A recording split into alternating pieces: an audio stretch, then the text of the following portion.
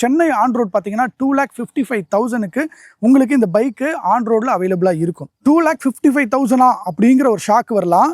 நீங்கள் இன்னைக்கு ரேஞ்சில் ஒரு ஸ்கூட்டர் வாங்கினீங்கன்னாவே 1,30,000 1,70,000 வரையுமே போகுது ஒரு எலக்ட்ரிக் ஸ்கூட்டர். அப்போ ஒரு பைக் அப்படின்னு வர்றப்ப அதில் ஒரு 50,000 எக்ஸ்ட்ரா நீங்கள் போட்டிங்கன்னா இதில் என்னென்னலாம் கிடைக்குது அப்படின்னு பார்த்தீங்கன்னா, ஃபஸ்ட்டு விஷயம் இது வந்து ஒரு ஹை வோல்டேஜ் பைக்.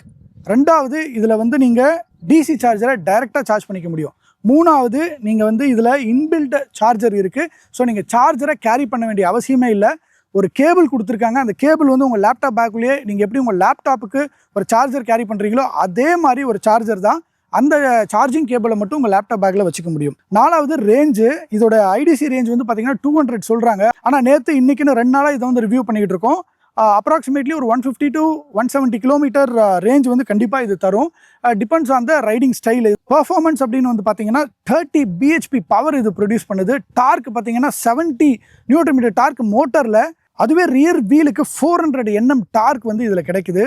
நீங்கள் வந்து மார்க்கெட்டில் ஒரு 250 சிசி இல்லை ஒரு 300 சிசி மோட்டர் சைக்கிளுக்கு ஈக்குவலான பவர் இந்த பைக்கில் இருக்குது. அதோட இந்த பைக்கை நீங்கள் வந்து வீட்லேயும் சார்ஜ் பண்ணிக்கலாம், வெளியவும் சார்ஜ் பண்ணலாம். இன்ஃபேக்ட் கார் சார்ஜ் பண்ணுற எல்லா இடத்துலையும் இந்த பைக்கை நீங்கள் சார்ஜ் பண்ண முடியும். அப்படி நான் சொல்கிறதுனால உங்களுக்கு வந்து சார்ஜிங் ஸ்டேஷன்ஸ் வந்து பார்த்தீங்கன்னா கிட்டத்தட்ட 30,000 ஸ்டேஷன்ஸ் இந்தியாவில் இருக்குது. அந்த 30,000 ஸ்டேஷன்ஸையும் நீங்கள் ஆக்சஸ் பண்ண முடியும் அப்படிங்கிறது தான் ஒரு மிகப்பெரிய அட்வான்டேஜ்.